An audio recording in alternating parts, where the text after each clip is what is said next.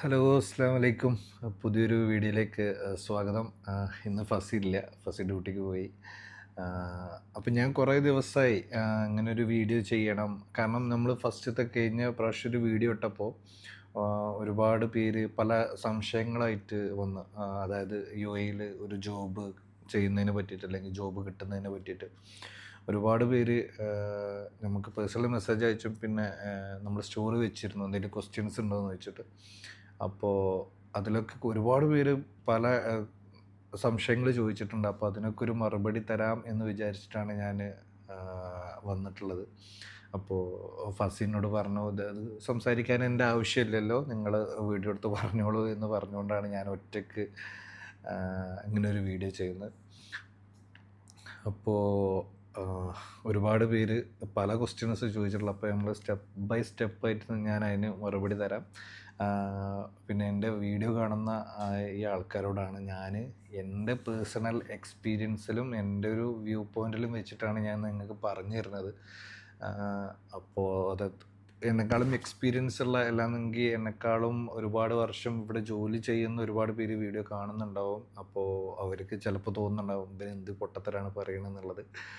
അപ്പോൾ ഞാൻ എൻ്റെ ഒരു എക്സ്പീരിയൻസിലും എൻ്റെ ഒരു പോയിൻ്റ് ഓഫ് വ്യൂവും വെച്ചിട്ടാണ് ഞാൻ നിങ്ങളോട് സംസാരിക്കാൻ പോകുന്നത്. ഇത് ആർക്കെങ്കിലും ഒരാൾക്ക് ഉപകാരപ്പെട്ടാൽ ഞാൻ അത്രയും ഹാപ്പിയാണ്. അതുകൊണ്ടാണ് ഇങ്ങനൊരു വീഡിയോ ചെയ്യാനുള്ള കാരണം. അപ്പോൾ നമുക്ക് ഓരോ ക്വസ്റ്റ്യൻസിലേക്ക് പോവാം.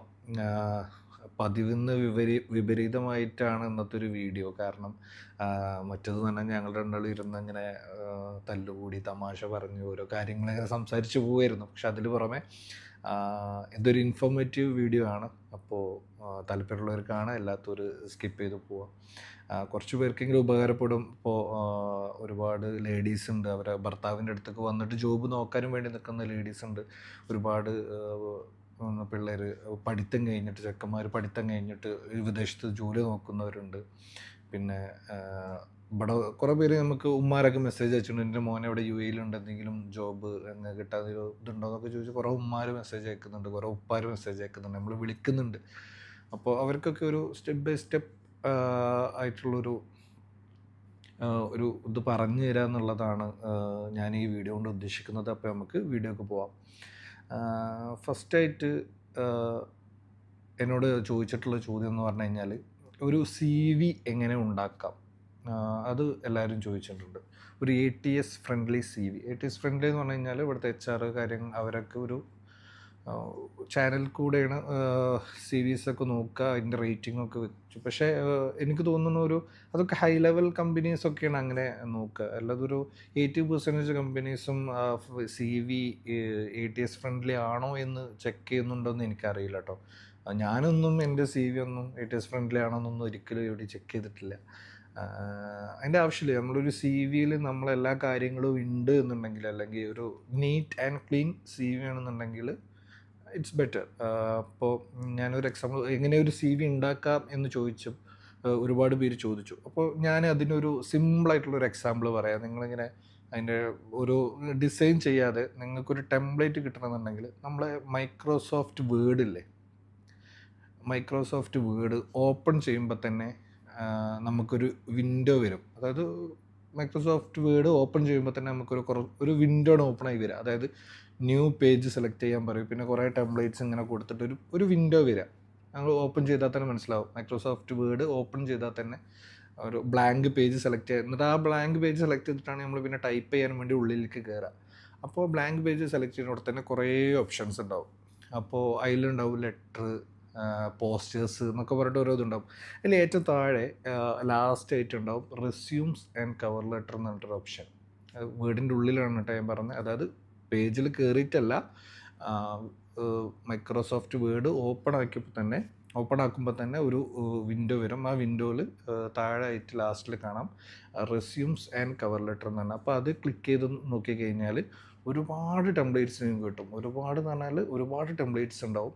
അപ്പോൾ അതിലുണ്ടാവും ഓഫീസ് ബോയ്, മാനേജർ എന്നൊക്കെ പറഞ്ഞിട്ട് ഓരോ കാറ്റഗറി അങ്ങനെ ഉണ്ടാവും. അപ്പോൾ അതിൽ നോക്കിയിട്ട് ഒരു ബെറ്റർ ടെംപ്ലേറ്റ്, കാണാൻ കുഴപ്പമില്ലാത്തൊരു സി വി അത് നോക്കിയിട്ട് നിങ്ങൾ എന്ത് ചെയ്യുക, നിങ്ങളുടെ ഡീറ്റെയിൽസ് അതിൽ എഡിറ്റ് ചെയ്ത് കൊടുത്താൽ മാത്രം മതി. ബാക്കി എല്ലാ കാര്യങ്ങളും അവിടെ ഉണ്ടാവും. ഫോട്ടോ വെക്കാനുള്ള സ്ഥലത്ത് ജസ്റ്റ് ക്ലിക്ക് ചെയ്ത് കഴിഞ്ഞാൽ അവിടെ നിങ്ങളെ ഫോട്ടോ റീപ്ലേസ് ചെയ്യാനുള്ള ഒരു ഓപ്ഷൻ ഉണ്ടാവും.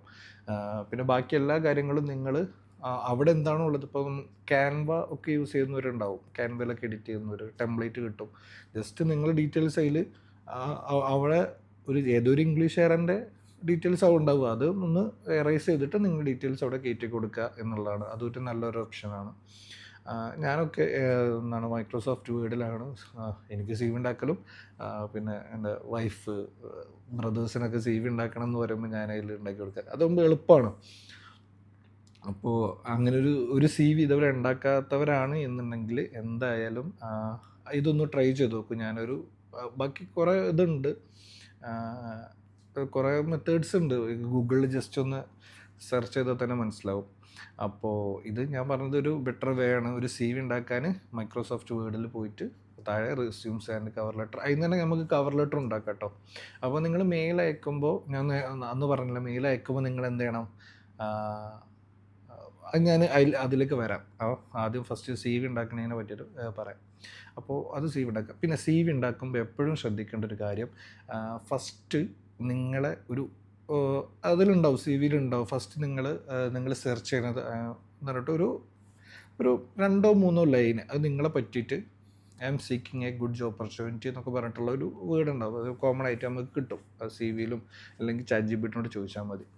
അപ്പോൾ അത് വെച്ചതിന് ശേഷം നിങ്ങൾ വെക്കേണ്ടത്, നിങ്ങൾ പഠിച്ച സ്കൂളോ ഒന്നുമല്ല, നിങ്ങൾ വർക്ക് എക്സ്പീരിയൻസ് ഉണ്ടോ അത് ആദ്യം വെക്കുക. അതായത് ഫസ്റ്റ് സമ്മറി എന്നുള്ള ഒരു സാധനം, മേലെ ഒരു ഹെഡിങ്, അതിൻ്റെ താഴെ ഒരു 2-3 നിങ്ങളെ പറ്റിയിട്ട്, 2-3 നിങ്ങളെ പറ്റിയിട്ടല്ല, നമ്മളിങ്ങനെ ജോബ് ഗുഡ് ഓപ്പർച്യൂണിറ്റി സീക്ക് ചെയ്യുകയാണെന്നുള്ള ഒരു 2-3 ലൈൻ കൊടുത്തതിന് ശേഷം അടുത്ത ഹെഡിങ് വരേണ്ടത് എഡ്യൂക്കേഷണൽ എക്സ്പീരിയൻസ് അല്ല, അല്ലെങ്കിൽ എഡ്യൂക്കേഷൻ അല്ല, അവിടെ നിങ്ങൾ വർക്ക് എക്സ്പീരിയൻസ് വെക്കുക. വർക്ക് എക്സ്പീരിയൻസ് വെക്കുമ്പോൾ എപ്പോഴും നിങ്ങളിപ്പോൾ വർക്ക് ചെയ്തുകൊണ്ടിരിക്കുന്ന കമ്പനി അല്ലെന്നുണ്ടെങ്കിൽ നിങ്ങൾക്ക് ലാസ്റ്റ്, അതായത് നിങ്ങളെ സി വി ഉണ്ടാക്കുമ്പോൾ ലാസ്റ്റ് നിങ്ങൾക്ക് എവിടെയാണോ എക്സ്പീരിയൻസ് അത് ആദ്യം വെക്കുക.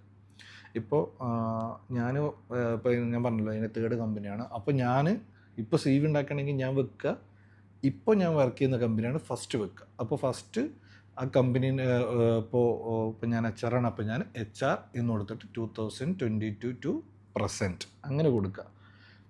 അതായത് ഇപ്പോൾ വർക്ക് ചെയ്യുന്നതെന്നുണ്ടെങ്കിൽ ആ എന്താണോ നിങ്ങളുടെ ഡെസിഗ്നേഷൻ അത് വെച്ചിട്ട് ബ്രാക്കറ്റിൽ നിങ്ങൾ സ്റ്റാർട്ട് ചെയ്ത ഇയർ ഹൈഫൺ പ്രസൻറ്റ് എന്ന് വെക്കുക. എന്നിട്ട് ആ ജോബിനെ കമ്പനി, ജോബിൻ്റെ ലൊക്കേഷൻ വെക്കുക. എന്നിട്ട് താഴെ റെസ്പോൺസിബിലിറ്റീസ് എന്ന് പറഞ്ഞിട്ട് നിങ്ങൾ അവിടെ എന്തൊക്കെയാണോ ചെയ്യുന്നത് അത് വെക്കുക. അങ്ങനെ പിന്നെ അതിൻ്റെ താഴെ വരുന്ന എക്സ്പീരിയൻസുകൾ എപ്പോഴും വെക്കുക. എപ്പോഴും ശ്രദ്ധിക്കേണ്ട കാര്യം, എഡ്യൂക്കേഷണൽ എക്സ്പീരിയൻസ്, എഡ്യൂക്കേഷൻ എന്നുള്ളൊരു സെക്ഷനിലേക്ക് വരുമ്പോൾ നിങ്ങൾ ആ ജസ്റ്റ് നിങ്ങൾ പഠിച്ച കോഴ്സ് ആൻഡ് യൂണിവേഴ്സിറ്റി അങ്ങനെ ചെയ്യുക. അല്ലാതെ നിങ്ങൾ ഇപ്പോൾ ഞാൻ പ്ലസ് ടു ചെയ്തത് government higher secondary school Purathur എന്നുള്ളൊരു സ്കൂളാണ്. അപ്പോൾ ഞാൻ ഒരിക്കലും അപ്പോൾ എനിക്ക് അങ്ങനെ വെക്കണോണ്ട് തെറ്റുണ്ടെന്നല്ല, പക്ഷേ വെക്കുമ്പോൾ എപ്പോഴും നല്ലത്, ഇപ്പോൾ ഞാൻ പഠിച്ചത് റോയൽ എഞ്ചിനീയറിംഗ് കോളേജ് അക്കിക്കാവ് തൃശ്ശൂരാണ് ഞാൻ എഞ്ചിനീയറിംഗ് പഠിച്ചത്, പക്ഷേ കമ്പ്യൂട്ടർ സയൻസ് ആൻഡ് എഞ്ചിനീയറിംഗ്. അപ്പോൾ സി വി വെക്കുമ്പോൾ എപ്പോഴും നമ്മൾ ആ കോളേജിൻ്റെ പേര് വെക്കാതെ യൂണിവേഴ്സിറ്റിൻ്റെ പേര് വെക്കുക. ഇപ്പോൾ ഞാൻ അങ്ങനെ വെക്കുകയെന്നുണ്ടെങ്കിൽ ഞാൻ എഡ്യൂക്കേഷണൽ എക്സ്പീരിയൻസ് ആകെ 3 പോയിൻ്റ് മതി. എഡ്യൂക്കേഷണൽ എക്സ്പീരിയൻസിൽ ആകെ 3 പോയിൻ്റ് മതി, ഡിഗ്രി, +2, 10th. ഇപ്പോൾ ഡിഗ്രീൻ്റെ എക്സ്പീരിയൻസ് വെക്കുമ്പോൾ നിങ്ങൾ എന്ത് ചെയ്യാം,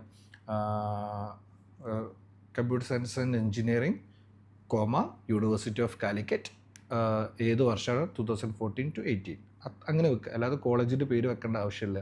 പിന്നെ അതേപോലെ തന്നെ +2ക്ക് വരുമ്പോൾ board of higher secondary examination, government of Kerala. പിന്നെ SLC വരുമ്പോൾ secondary school leaving certificate, board of exam Kerala, government of Kerala എന്ന് അങ്ങനെ വെച്ചാൽ മതി. പിന്നെ ഇയറും വെച്ചാൽ മതി. ചില ആൾക്കാർ ഞാൻ കണ്ടിട്ടുണ്ട്, പഠിച്ച കോഴ്സ്, പഠിച്ച സ്കൂളിൻ്റെ സ്ഥലം, പഠിച്ച സ്ഥലം, മാർക്കൊന്നും വെക്കേണ്ട ഒരു ആവശ്യമില്ല. നിങ്ങൾ ആ ഇയറും യൂണിവേഴ്സിറ്റി ഏതാണെന്നുള്ളത് വെച്ചാൽ മതി. പിന്നെ സി വിയിൽ ദയവ് ചെയ്തിട്ട് നിങ്ങൾ ഹോബീസ് വെക്കരുത്. ചില ആൾക്കാരാണ് I like playing football, reading books, watching movies, travelling. അതൊക്കെ എന്തിനാണ്? അതൊക്കെ ഇവിടെ ഉള്ള സി വിയിൽ നിങ്ങളെ നാട്ടിലത്തെ ചിലപ്പോൾ വെച്ചോ, കുഴപ്പമില്ല. പക്ഷേ ഇവിടെയൊക്കെ ഒരു പ്രൊഫഷണൽ ടച്ച്, ഒരു പ്രൊഫഷണലിസം കീപ്പ് ചെയ്യണമെന്നുണ്ടെങ്കിൽ നിങ്ങൾ ഒരിക്കലും നിങ്ങളെ ഹോബീസ് എന്ത് ചെയ്യരുത്, അതിൽ വെക്കരുത്. അതൊക്കെ അത്രയൊക്കെയാണ് സി വിൻ്റെ കേസിൽ എനിക്ക് പറയാനുള്ളത്. പിന്നെ രണ്ടാമതായിട്ട് എന്നോട് ഒരുപാട് ആൾക്കാർ ചോദിച്ച ചോദ്യം, നാട്ടിൽ നിന്നുകൊണ്ട് എങ്ങനെ ഇവിടെ ജോബ് നോക്കാം. എൻ്റെ വീഡിയോ കാണുന്ന ഒരു 90% ആൾക്കാർക്കുള്ള ഒരു ഡൗട്ടായിരിക്കും അത്. നാട്ടിൽ നിന്നുകൊണ്ട് എങ്ങനെ, ഇപ്പോൾ ഭർത്താവിൻ്റെ അടുത്തേക്ക് വരാൻ താല്പര്യമുണ്ട്, അപ്പോൾ ഒരു ജോബ് നോക്കണം, എങ്ങനെ ഇവിടെ നിന്നുകൊണ്ട് ജോബ് നോക്കാം. എൻ്റെ മനുഷ്യരെ അല്ല, എൻ്റെ പ്രിയപ്പെട്ട ആൾക്കാരെ, നാട്ടിൽ നിന്ന് ഇപ്പോൾ കമ്പനി ഹയർ ചെയ്യുന്നത് വളരെ കുറവാണ്. ഒരു 99% ആൾക്കാരെ നാട്ടിൽ നിന്ന് എടുത്ത് കൊണ്ടുവരില്ല. കാരണം അങ്ങനെ അത്രയ്ക്ക് ഇപ്പോൾ നിങ്ങളെ നാട്ടിൽ നിൽക്കുന്ന നിങ്ങളെ നാട്ടിൽ വന്നിട്ട് എടുത്ത് കൊണ്ടുവരേണ്ട ഒരു ആവശ്യം ഇപ്പോൾ ഒരു കമ്പനികൾക്കും ഇല്ല. നമ്മൾ പരിചയത്തിലുള്ള ആൾക്കാരോട് പറഞ്ഞു കഴിഞ്ഞാൽ അവൾ നാട്ടിലല്ലേ, എന്നാൽ ഒന്ന് വരാൻ നോക്കട്ടെ എന്നുള്ള രീതിയിൽ ഓക്കെ, ഒരു റെക്കമെൻഡേഷൻ ഉണ്ടെങ്കിൽ ഓക്കെ, പറഞ്ഞു വെച്ചിട്ടുണ്ടെങ്കിൽ ഓക്കെ. അല്ലാതെ നമ്മൾ നാട്ടിൽ നിന്നുകൊണ്ട് നമ്മൾ ജോബ് നോക്കുന്നത് 95% പോസിബിൾ അല്ല.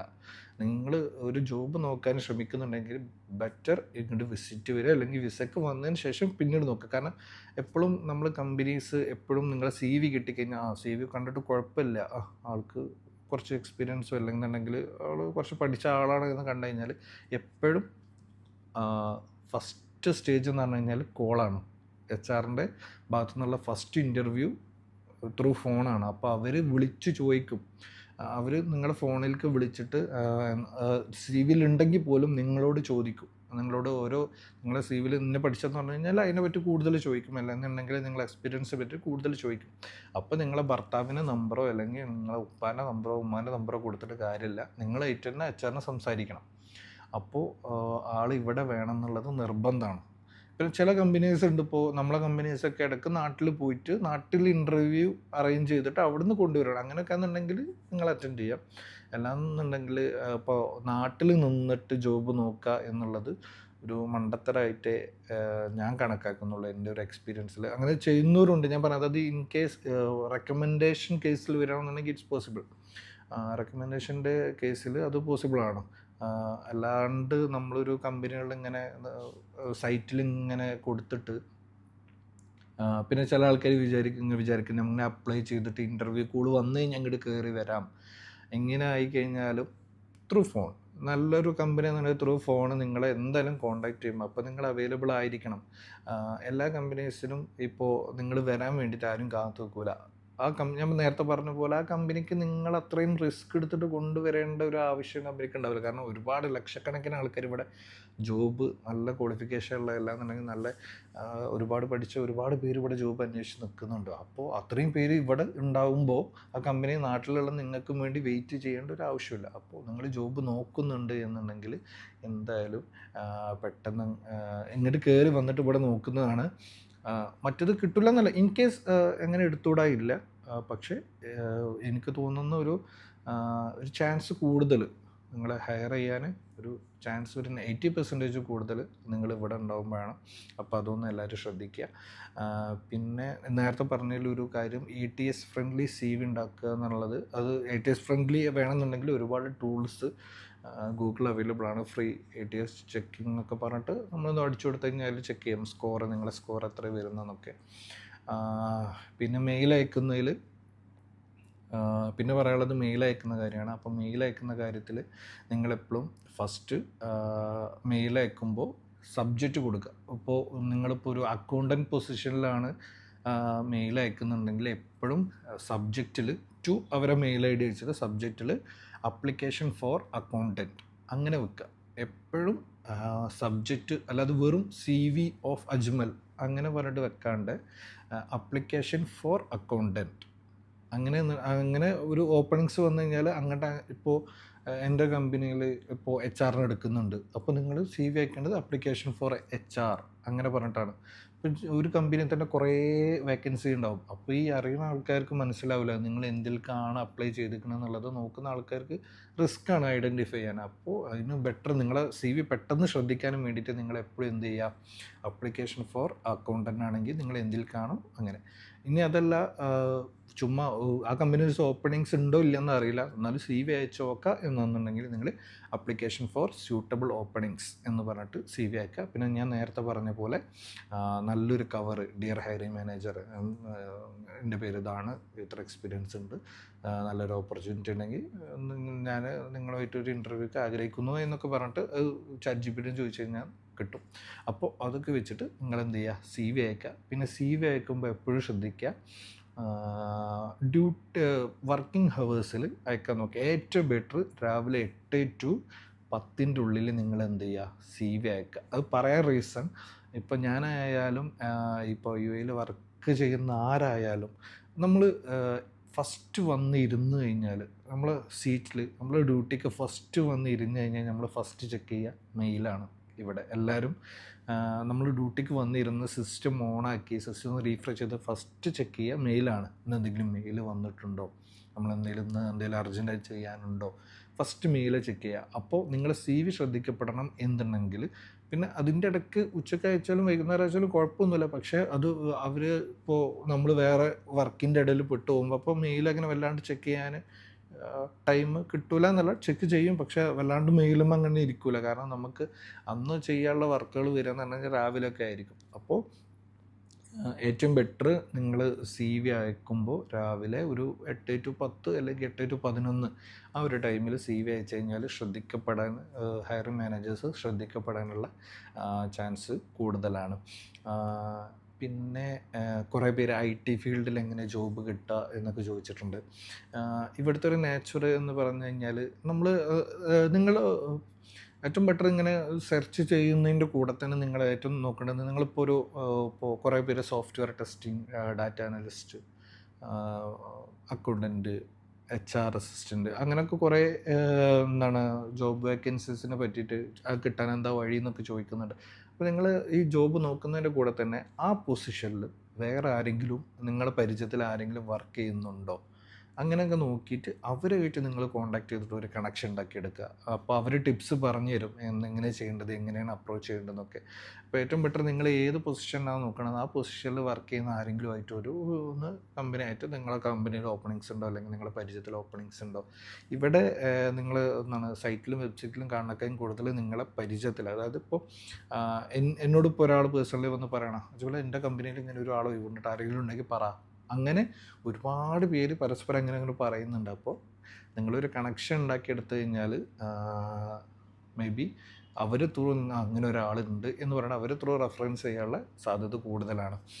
അപ്പോൾ അങ്ങനെ പിന്നെ ഞാൻ പറഞ്ഞ പോലെ ഈ IT ഫീൽഡിലൊക്കെ ജോബ് നോക്കുന്നവർ നിങ്ങളെ ഫ്രണ്ട്സോ അല്ലെങ്കിൽ ഫാമിലിയിലോ അല്ലെങ്കിൽ നിങ്ങളെ ഇൻസ്റ്റഗ്രാം സർക്കിളിലോ അല്ലെങ്കിൽ എന്തെങ്കിലും ആരെങ്കിലും ആ ഫീൽഡിൽ വർക്ക് ചെയ്യുന്നുണ്ടെങ്കിൽ അവരുമായിട്ട് ഒന്ന് കോണ്ടാക്ട് ചെയ്യുന്നത് ഏറ്റവും നന്നായിരിക്കും.